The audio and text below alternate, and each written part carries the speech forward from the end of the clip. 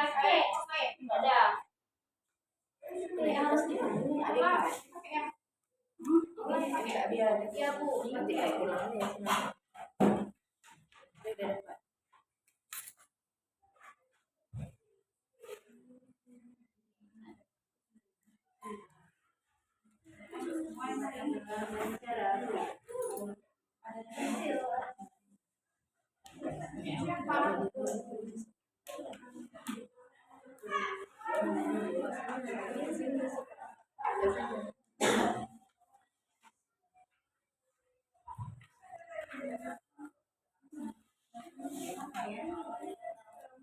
Waalaikumsalam.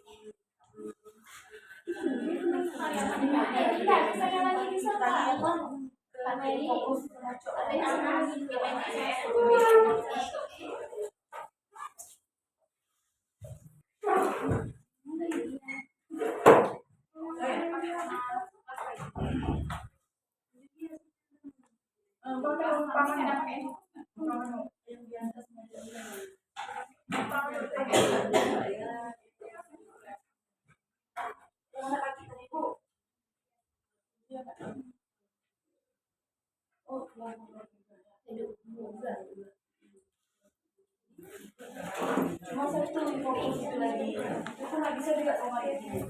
Gimana? Itu di kantor. Nggak bisa juga. Bagus. Ya.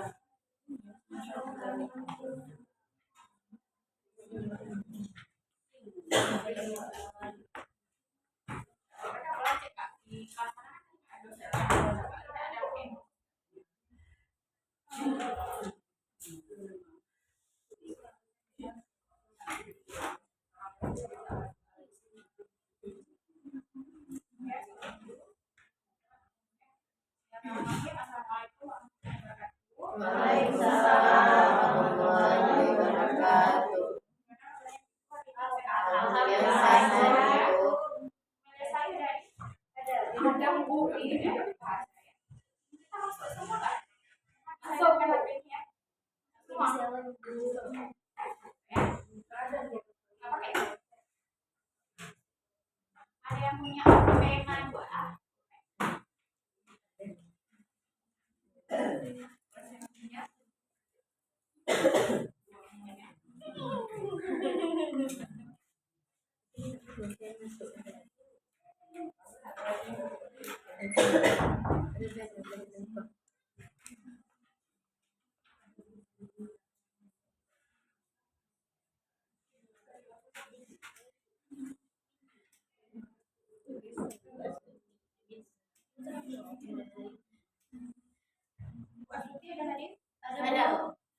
Apa kemarin jumlahnya di kelas?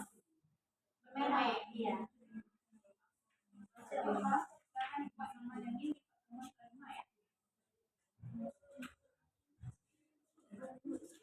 Parasnya di pertemuan oke,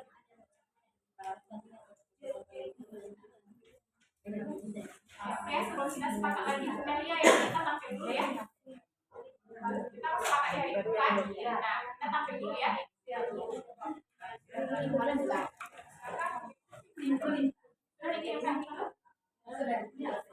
Assalamualaikum warahmatullahi wabarakatuh. Waalaikumsalam warahmatullahi wabarakatuh.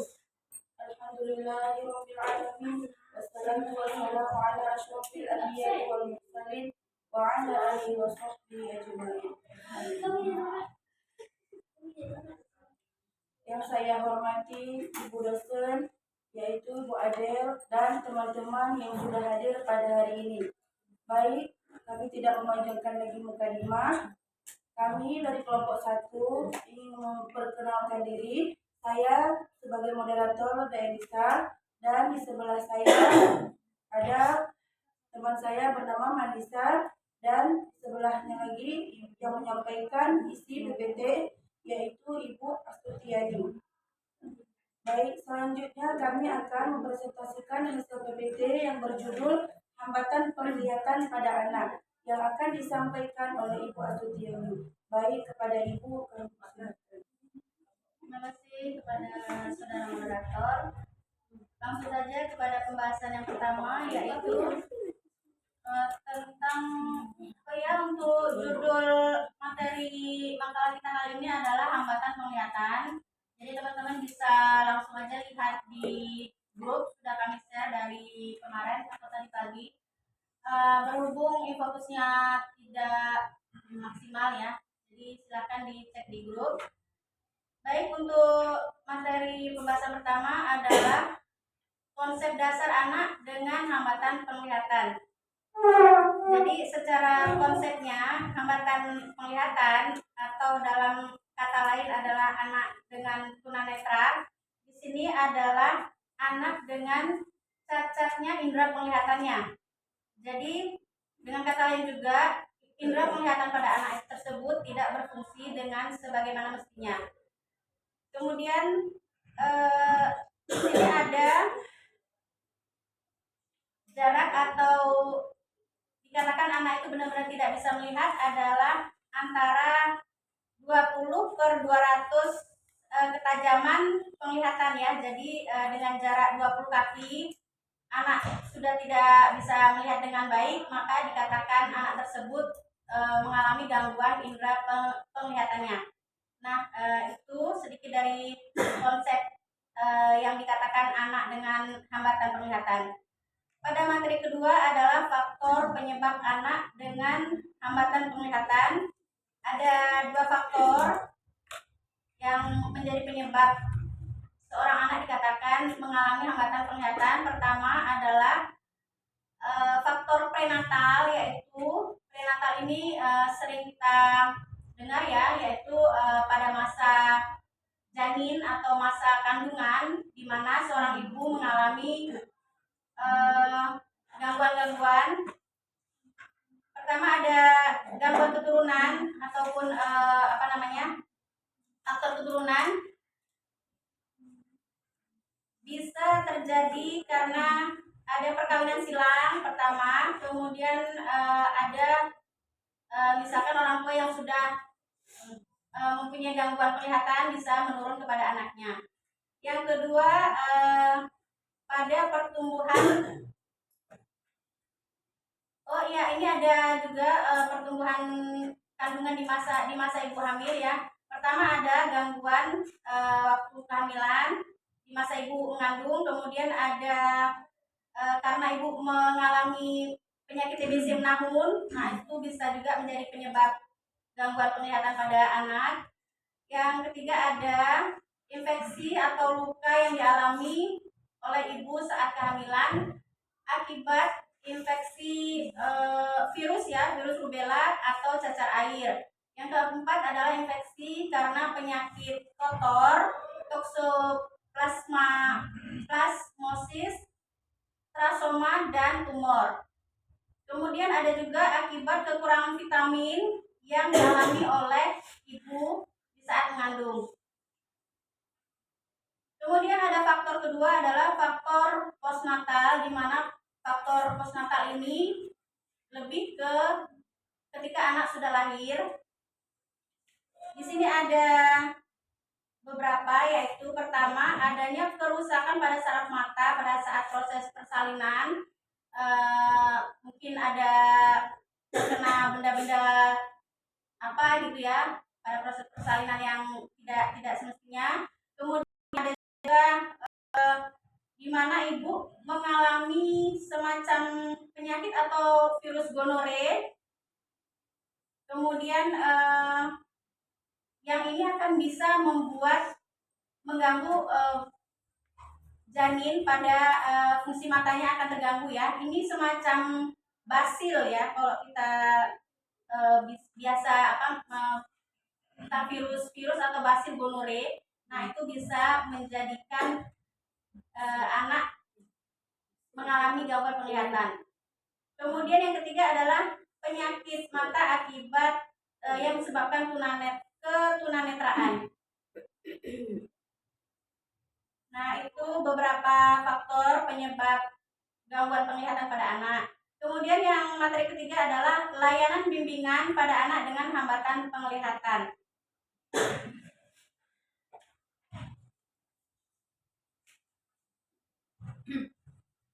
Layanan dasar bimbingan antara lain membantu keseluruhan siswa dengan mengembangkan keterampilan dasar untuk kehidupannya sehari-hari. Di sini fungsinya adalah, fungsi bimbingannya ya, adalah untuk lebih mengembangkan keterampilan atau mengembangkan aspek-aspek kepribadian anak tersebut dari segi memahami dirinya sendiri, memahami lingkungan, kemampuan memecahkan masalah, kemudian memahami tentang konsep diri, memahami kehidupan emosi, kemudian identitas diri, dan menjadi pribadi, mengembangkan pribadi yang lebih mandiri. Nah, itu hal-hal yang kita bisa lakukan pada bimbingan ya, maksudnya bimbingan konseling, lebih ke konseling mungkin ya. Anak-anak yang mengalami hambatan ini kan dia perlu layanan untuk layanan tersendiri khusus untuk mereka, untuk memahami bagaimana dirinya, bagaimana dia mandiri menghadapi kesehariannya, lingkungannya. Nah, seperti itu. Jadi anak-anak harus kita pahamkan. Kemudian di sini ada tugas perkembangan di saat di kelompok belajar ada tugas bimbingan konseling khusus untuk anak, yaitu satu yang sudah saya sebut juga ya tadi ya. Satu ada cara mengembangkan diri, kemudian menghargai teman, bekerja sama dengan teman, kepedulian terhadap teman, mematuhi aturan bermain, bersaing dengan sportif, setia kawan, memahami perbedaan dan persamaan dengan kawan. Kemudian ada juga cara menjadi pendengar yang baik. Nah, karena anak-anak dengan hambatan penglihatan kan memang dia itu anak yang membutuhkan perhatian khusus. Jadi bagaimana fungsi dari bimbingan itu bisa memberikan pemahaman kepada dirinya untuk si anak itu bisa lebih mandiri, bisa menghadapi teman-temannya mungkin di sekolahnya. Jadi memang sangat perlu sekali bimbingan konseling untuk anak dengan hambatan penglihatan. Itu dulu dari kami, ada 3 pembahasan. Untuk selanjutnya disambung oleh teman saya, Marnisa.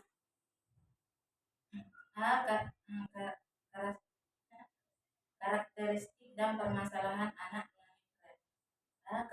Karakteristik anak tunanetra diantaranya sebagai berikut. 1. Anak tunanetra tidak mengharapkan seperti orang lain. 2. Dia tidak mampu mengamati bagaimana orang lain melakukan sesuatu. 3. Memiliki kepribadian yang relatif berbeda dengan anak awas. 4. Misalnya merasa rendah diri, hidupnya tidak terarah dan tidak bermakna, mudah mengalami frustasi, dan sebagainya. 5. Pada umumnya memiliki perbedaan yang cukup tajam dalam menanggapi dan mereaksi lingkungan. 6. Pada umumnya memiliki ketergantungan yang berlebihan kepada orang lain. 7. Karena keterbatasannya dalam menghadapi rangsangan visual, dia sering berprasangka atau curiga pada orang lain. 8. Pada umumnya memiliki perasaan mudah tersinggung. 9. Pada umumnya memiliki kondisi yang kurang seimbang sehingga dalam geraknya kurang leluasa. 10. Kemampuan orientasi ruang dan sangat terbatas. 11. Terdapat perbedaan yang cukup besar dalam motivasi untuk sukses dengan normal. B. Permasalahan pada anak tunanetra itu antara lain: 1.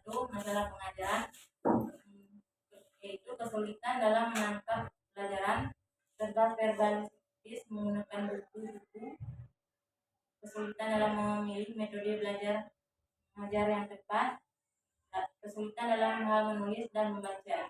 B. Masalah pendidikan, yaitu menyesuaikan diri dengan lingkungan sekolah, guru-guru dan staf sekolah, teman-teman, mata pelajaran baru, dan tata tertib dan sebagainya. 3. Masalah orientasi dan mobilitas serta kebiasaan diri. yaitu kesulitan penguasaan ruang dan kemampuan gerak serta kebiasaan hidup yang kurang menguntungkan. Jadi masalah gangguan emosi, mudah curiga terhadap orang lain, mudah tersinggung, dan mudah marah. 4. Masalah penyesuaian diri, itu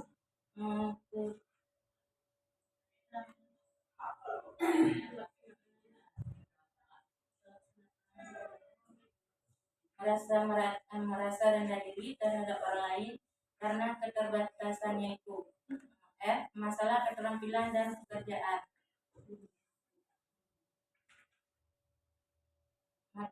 mengingat keterbatasan yang dimiliki anak tunanetra, maka penting sekali adanya identifikasi terhadap jenis-jenis keterampilan dan pekerjaan yang ada di masyarakat. Di masalah ketergantungan diri, kurangnya kepercayaan terhadap dirinya sendiri. H.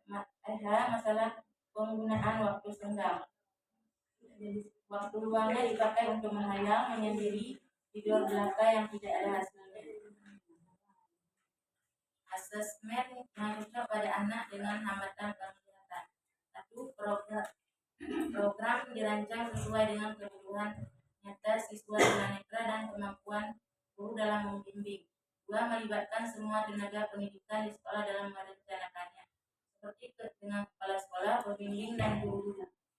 3. Tujuan bimbingan diarahkan pada pencapaian tugas perkembangan siswa tunanetra khususnya dalam belajar, bergaul, dan bekerja sama dengan kelompok sebaya. 4. Pelaksanaan layanan diintegrasikan dengan mata pelajaran oleh guru bidang studi atau guru kelas dengan menyediakan fasilitas yang diperlukan untuk memudahkan siswa tunanetra dalam belajar. 5. Memberikan pelayanan kepada semua siswa, baik yang normal maupun tunanetra. 5. Melibatkan orang tua dalam melaksanakan bimbingannya. Sekian dari saya. Ada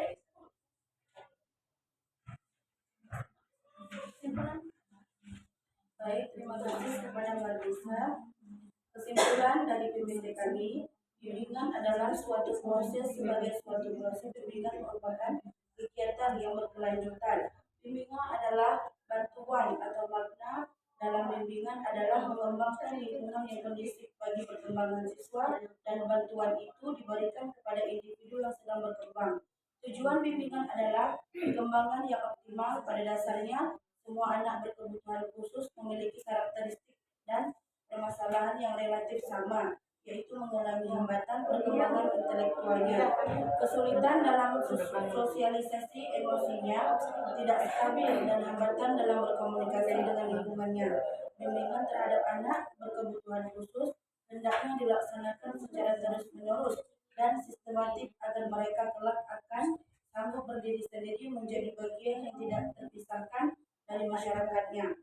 Jenis layanan dan bimbingan yang hendaknya diberikan meliputi bimbingan perkembangan fisik, bimbingan dalam mengatasi kesulitan belajar, bimbingan dalam mengatasi kesulitan untuk menyesuaikan diri dengan lingkungan, dan bimbingan vokasional atau bimbingan pekerjaan. Baik, cukup sekian hasil PPT kami. Kami buka sesi pertanyaan. Iya. Ya. Ini dulu ya.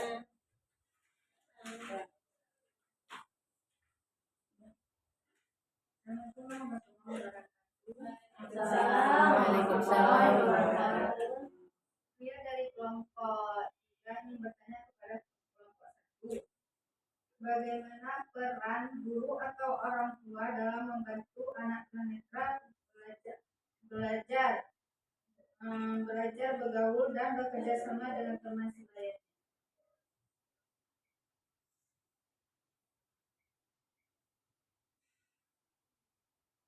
Orang tua Atau guru dalam membantu anak tunanetra belajar dan bergaul belajar bergaul dan bekerja sama dengan teman sebayanya.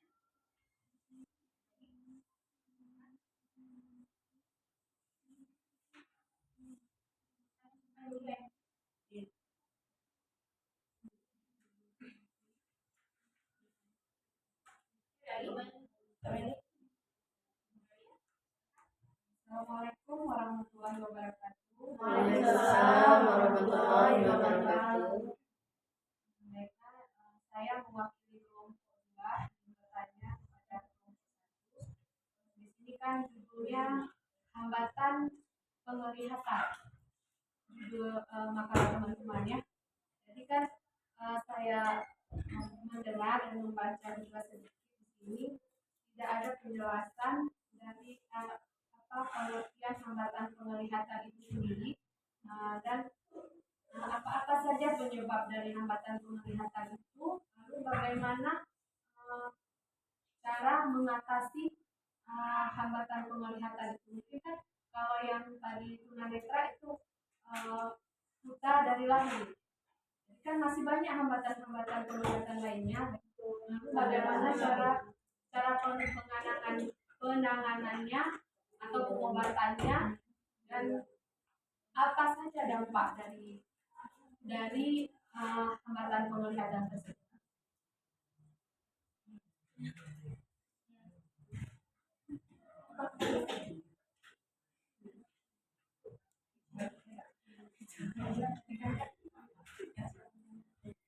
Lagi satu lagi ya. Boleh satu lagi? Ya, boleh satu lagi. Mbak Tanjir, Bu, silakan. Udah. Bebas, bebas.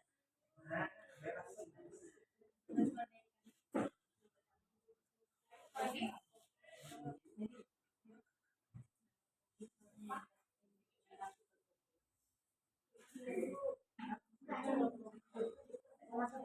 Kenapa? Kan anak tunanetra tidak mengharapkan simpati orang lain. Itu maksudnya gimana? Kenapa dia tidak mengharapkan simpati dari orang lain? Kenapa dia bisa tidak mengharapkan simpati dari orang lain? Sementara kan semua anak mengharap simpati dari orang tua, dari orang lain juga. Itu gimana maksudnya?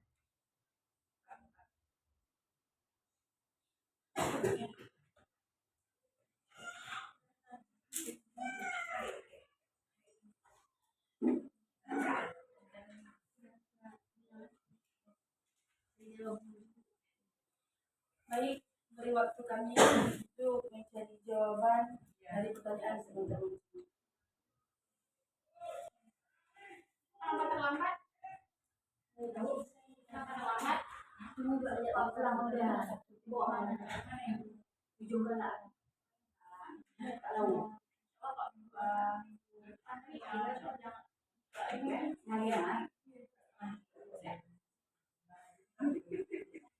Ya, setengah jam lagi kita keluar nih. kita kepikiran tak jadi kami kayak mana nih. Usahakan ya, kalau bisa usahakan ya.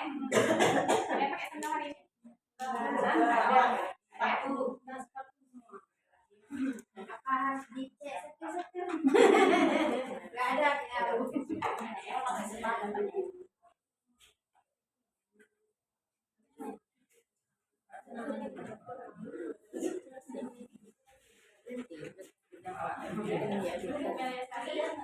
Hadir Bu.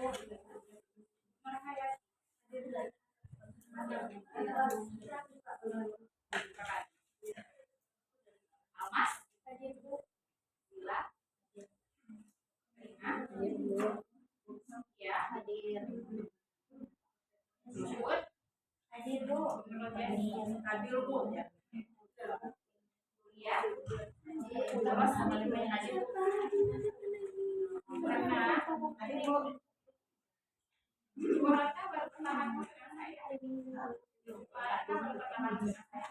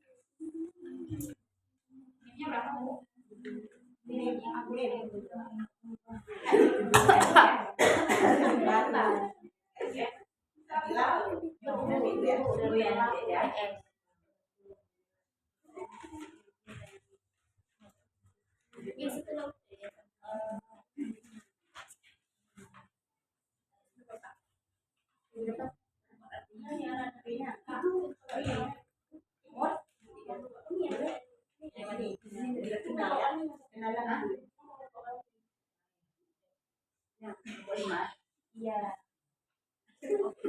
Oke, saya akan coba jawab pertanyaan Ibu Melia Sari yang sangat panjang, lengkap dari awal sampai akhir. Ya, itu rangkuman ya, Bu. Jawabannya adalah rangkuman ya. Padahal ya teman-teman, itu yang tadi kami sampaikan itu sudah mencakup sebenarnya. Seharusnya nggak usah ditanya lagi. Sudah mengerti. Oke, baik, mungkin saya yang pertanyaan dari kami yang masuk memang kami mau tahu Bapak. tunggu. Penasaran itu. Ya, Tidak tidak boleh boleh mengulangi. lagi. Karena kan tadi ada juga yang terlambat. Ya, saya coba gini aja, coba sedikit merangkum apa yang saya bisa ya. Jadi ini Bu Meli kan mungkin kurang jelas apa itu hambatan penglihatan.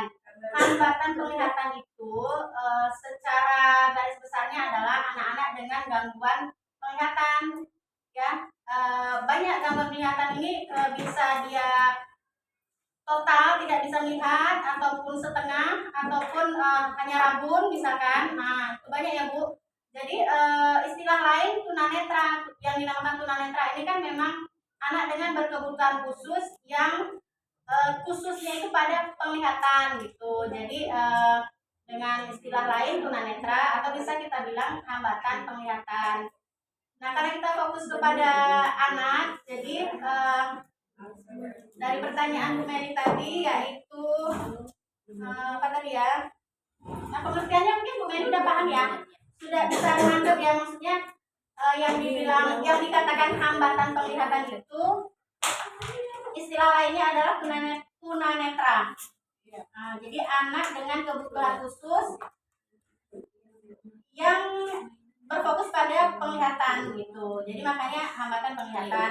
Nah, penyebabnya itu ada banyak Bu. Yang tadi kalau di makal kami itu ada prenatal dan postnatal. Jadi di prenatal ini berarti pada masa ibu mengandung, di situ ada salah satunya adalah virus rubella. Mungkin ibu waktu mengandung membawa virus rubella. Nah, itu bisa berpengaruh pada anak ketika lahir nanti. Kemudian ada juga TBC ya. Tadi ada kalau ibu punya penyakit TBC menahun, itu juga bisa menjadi penyebab bagi gangguan penglihatan pada anak ketika nanti anaknya lahir. Kemudian ada juga tadi apa ya Bu, ini ada postnatal. Nah, postnatal ini salah satu yang menjadi penyebabnya bisa saja ada insiden ketika lahir. Nah, apakah mungkin bidannya apa kita bilang malpraktek atau apa, nah menyebabkan mungkin di bagian kepala bisa membuat khususnya mata terganggu gitu ya pada anak-anak. Nah, itu bisa. Kemudian ada yang virus atau Bacillus gonorrhoeae Bu. Nah, ini Bacillus gonorrhoeae biasanya pada ibu-ibu dengan ya kita nggak bisa bilang juga ya, maaf karena ini apa ya, penyakit kelamin misalkan gitu, lebih ke penyakit kelamin gitu. Jadi virus gonorrhoeae itu biasanya begitu. Nah, ketika dia mengandung dan melahirkan, virus di penyakit kelaminnya itu bisa mempengaruhi anaknya. Jadi bisa mengganggu mata ya khususnya ya. Kemudian ada juga karena keturunan ini bisa saja ketika orang tua dua orang tua itu sama-sama menyandang tunanetra, ketika lahir anak, nah akan menurunkan anak yang tunanetra juga. Itu penyebabnya ya, Bu Meli ya. Nah, kira-kira seperti itu. Kemudian cara penanganannya. Nah, cara penanganannya karena kita berbicara di lingkup anak usia dini khususnya. Jadi program pemerintah pada saat ini kan memang kita diharuskan untuk menerima anak-anak dengan kebutuhan khusus ya, atau kita sebut dengan inklusi ya, di ABK. Kemudian dengan ini pendidikan inklusi. Jadi setiap mungkin di daerah-daerah yang tidak ada sekolah khusus, sekolah luar biasa khusus untuk anak ABK, jadi pemerintah membuat peraturan untuk menerima anak-anak ABK. Nah, mungkin di tempat ibu ada anak-anak yang usia dini yang di kampung ada ABK, ya diharapkan tidak ditolak ya Bu, kalau memang anaknya punya kemauan untuk belajar atau sekolah di TK, PAUD atau lain sebagainya, itu bisa diterima. Nah, dengan syarat memang TK tersebut sudah, misalkan guru-gurunya sudah mengikuti berbagai pelatihan BIMTEK untuk cara bagaimana anak-anak menangani anak-anak ABK. Nah, gitu ya. Jadi memang tidak bisa sembarangan juga kita menerima ABK di PAUD kita, karena penanganannya pasti akan berbeda dengan anak-anak yang normal gitu. Jadi itu salah satu penanganannya ya. Di sisi lain di PAUD atau mungkin juga di SD di mana-mana yang atau ada mungkin lembaga-lembaga khusus, lembaga swasta yang dia mempunyai bimbingan konseling ya, kita bilang aja bimbingan konseling. Nah, itu juga bisa menjadi terapi tersendiri untuk anak yang berkebutuhan khusus, khususnya hambatan penglihatan. Jadi berbeda juga penanganannya anak dengan kebutuhan khusus yang ABK yang gangguan penglihatan dengan ABK yang lain Bu, gitu. Berbeda-beda ya pastinya. Nah, di sini diperlukan bimbingan konseling ini untuk tentunya untuk mengembangkan aspek-aspek perkembangan pada anak. Jadi kita juga nggak boleh menafikan anak-anak dengan kebutuhan khusus. Nah, bimbingan ini banyak sekali, tadi udah dibacakan juga ya Bu. Bla bla blanya ya Bu ini udah. Mungkin Ibu bisa lihat lagi di materinya, itu banyak sekali. Oke, cara-caranya apa saja yang perlu dikembangkan untuk anak Bu. Memang itu tadi penjelasan Ibu sudah dijelaskan, tadinya sudah dijelaskan. Makanya di pertanyaan saya tadi, saya ada bertanya, bukan hanya gangguan penglihatan, bukan hanya anak yang cacat bawaan, cacat lahir, kan ada banyak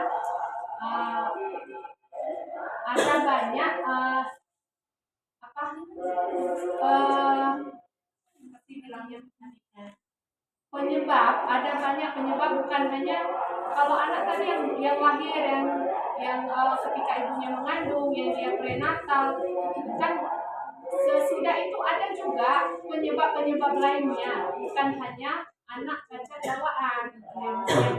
Yang saya ingin tanyakan itu tadi, mungkin bisa saja anak-anak tersebut kecelakaan, terus kondisi matanya yang kena, itu penanganannya seperti apa? Mungkin itu tadi maksud dari pertanyaan saya. Kalau yang Ibu jelaskan tadi ya sudah jelas, memang Ibu jelaskan di materi tadi. Untuk menjawab lebih lanjut pertanyaan sepertinya itu untuk bahasan yang lebih jauh lagi ya, karena itu akan berkaitan dengan terapi-terapi khusus yang diperlukan untuk anak tersebut. Misalkan memang dia usia balita, misalkan mengalami kecelakaan ataupun pas si balita ini kekurangan vitamin A, waktu ibunya mengandung mungkin kekurangan vitamin A, jadi lainnya pun kan ada penglihatan anak-anak tuh yang kabur, tidak jelas. Ya, kalau seperti itu memang kita perlu mengidentifikasi lebih jauh lagi ya tentang anak tersebut. Bagaimana sejak sejauh mana anak itu mempunyai hambatannya, baru nanti kita bisa dapat tahu cara penanganannya itu sendiri dulu ya. Baik, terima kasih untuk jawabannya. Ya, yang nama yang lain. Ini maksud yang tadi Bu Meli bilang jika ada kecelakaan gitu. Berarti kan penanganannya lain lagi, tidak semata-mata Ya istilahnya itu bukan kalau misalnya ada kecelakaan di saat kita hamil Bu ya. Itu udah takdir ataupun udah musibah dia nggak bisa Dan kalau bagi aku bukan. Ya, silakan Bu, yang lebih berkembang. ya itu sih Ya, biar hidup. minum air Ya, ketubangan. terpengaruh itu Bu. Boleh. Jadi ada banyak faktor ya, Bu. Iya. Ya. Banyak penyebab. Kecelakaan Pak. Faktornya dari hidup dari berkembang. Boleh. Ya, pasti. Nah, makanya Bu, saya tegaskan lagi bahwa ketika kita mau mengambil bagaimana tindakan kita terhadap anak tersebut, apa yang harus kita lakukan pada saat konseling atau di sekolah juga, berarti memang kita harus mengidentifikasi apa penyebabnya, apakah bisa diterapi, apakah bisa disembuhkan, atau jika tidak pun bimbingan konseling punya solusinya bagaimana membuat anak itu bisa lebih mandiri, bisa bergaul dengan temannya dengan baik, bisa menghargai orang lain gitu. Jadi seperti itu ya, mengembangkan aspek-aspek diri pada anak tersebut. Baik, yang lain nih akan dijawab teman-teman. Ya mungkin itu intinya kalau ke mata itu kekurangan penglihatan itu lebih dari semenjak semenjak kita mengandung itu bukan dari kecelakaan, udah bawaannya. Ya. Oh begini Bu. Jadi kayaknya ada yang miskonsepsi ya tentang istilah gangguan penglihatan. Jadi secara umum gangguan penglihatan itu ya gangguan terhadap penglihatan Bu. Apapun penyebabnya ya kita nggak tahu. Jadi kita perlu identifikasi bagaimana tindakan yang bisa kita lakukan gitu. Jadi bisa banyak Bu penyebabnya. Bisa waktu hamil ibunya, bisa setelah hamil, bisa waktu anaknya sudah balita misalkan gitu. Nah, banyak Bu, tetap kalau memang dia nggak punya gangguan di tunanetranya atau di bagian mata, tetap kita sebut dengan anak dengan hambatan penglihatan. Kayak gitu Bu. Oke. Ya, cukup ya Bu pembahasan ini ya. Kita ada pertanyaan yang lain. Saya akan menjawab pertanyaan dari bagaimana peran guru atau orang tua dalam membantu belajar, bergaul, dan bekerja sama dengan temannya. Guru dan orang tua memainkan peran yang sangat penting dalam membantu anak belajar atau bergaul dan bekerja sama dengan teman-temannya. Interaksi sosial dan keterampilan bekerja sama adalah bagian penting dari perkembangan sosial anak yang juga berkontribusi pada keberhasilan belajar dan kehidupan mereka di masa depan. Peran guru salah satunya yaitu menciptakan lingkungan yang inklusif. Guru harus menciptakan suasana kelas yang ramah, aman, dan inklusif di mana semua anak merasa diterima. Mendorong bekerja sama, guru dapat merancang aktivitas kelompok seperti proyek, diskusi, atau permainan yang membutuhkan kerjasama dan berkomunikasi. Sedangkan peran orang tua dalam membantu anak menjadi teladan positif, atau orang tua adalah model pertama bagi anak dalam bersosialisasi dengan menunjukkan perilaku seperti berbicara sopan, mendengarkan, dan menghormati orang lain. Anak akan belajar hal yang sama. Ataupun mengajar nilai-nilai kerjasama, mendorong interaksi sosial, membimbing anak mengelola emosi. Orang tua perlu mengajarkan anak cara mengelola emosi seperti bagaimana menghadapi rasa frustasi atau marah saat bermain dengan teman. Itu yang dapat saya bisa jawab ini ya. Bagaimana? Terima?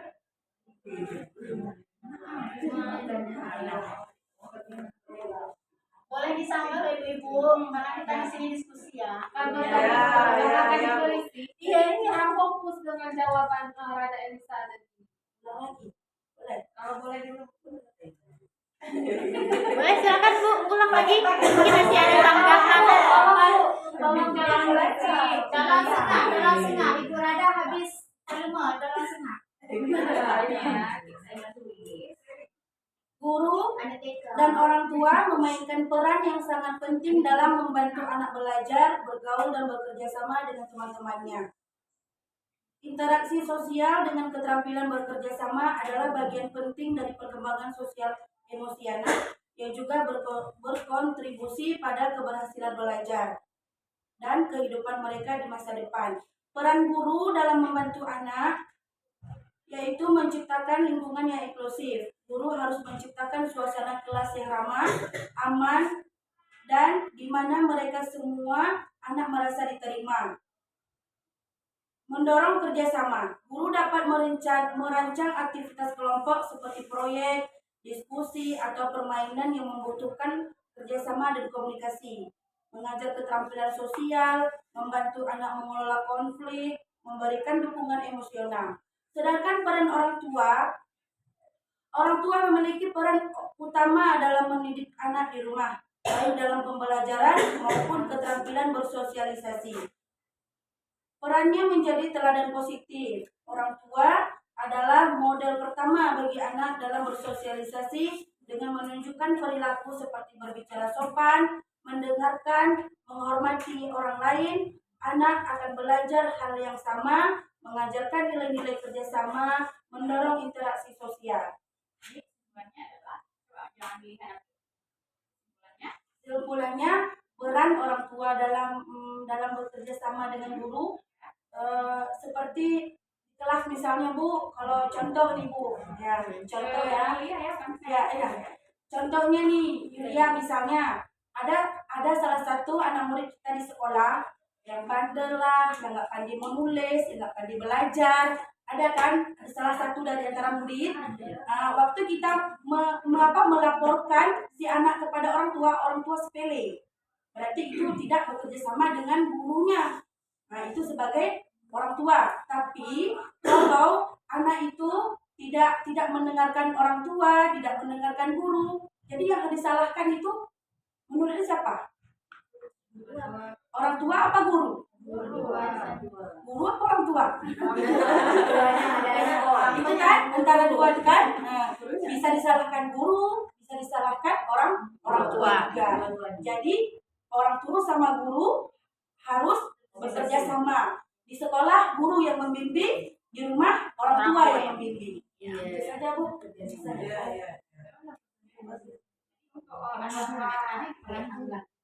Peran guru dan orang tua. Terus anak yang tunanetra banyaknya kan?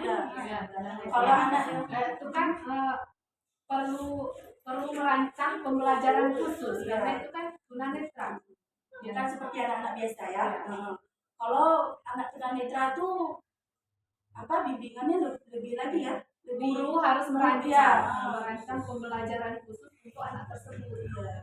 Harus melebihi dari guru-guru biasanya karena anak ini anak yang beda dari yang lain, ya kan? Kadang-kadang pendengarannya, Cara berkomunikasinya pun berbeda ya. beda sama anak yang seperti biasanya ya Bu ya. Ada yang lain yang mau tambahkan mungkin? Tidak. Itu udah jelas. Kita kacut.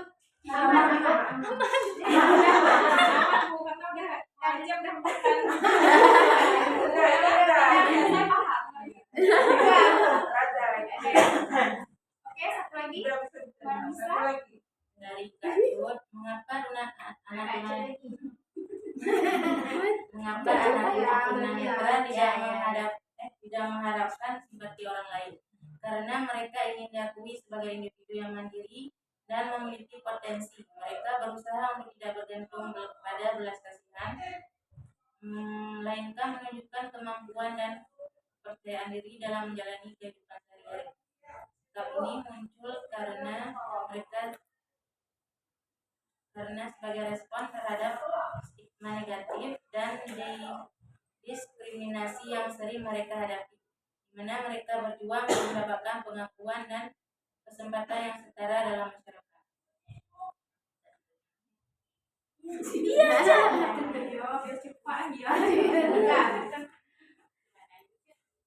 Ya, yang saya tahu juga gitu karena dia kan lebih mengharap seperti anak lain karena individu mengharap sama menginginkan sama seperti anak-anak yang lain.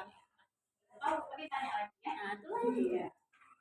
Enggak, tadi kan yang kan mungkin takut beda pendapatnya kan. Sudah, silakan dulu. Baik, terima kasih.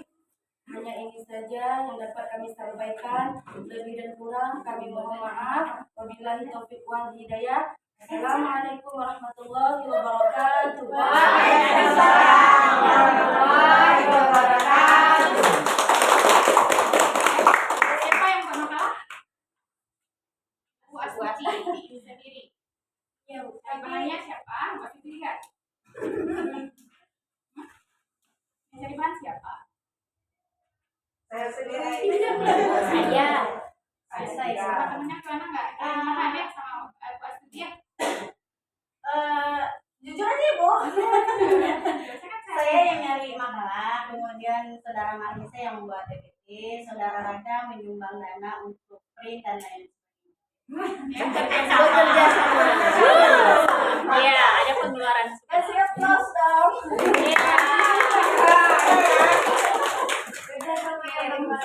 Covernya ya, kita sudah tahun-tahun yang lalu dan semester lalu kita pelajari cara buat makalahnya gitu ya. Pokoknya cara buat makalah dulu seperti apa? Yang covernya aja. Apa dulu pertama? Judul. Terus apa lagi? Nama.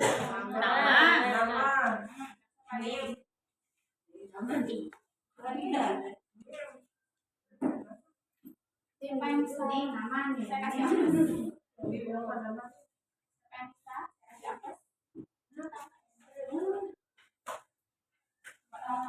Boleh ke depan? judul nama dosen, terus disusun oleh siapa.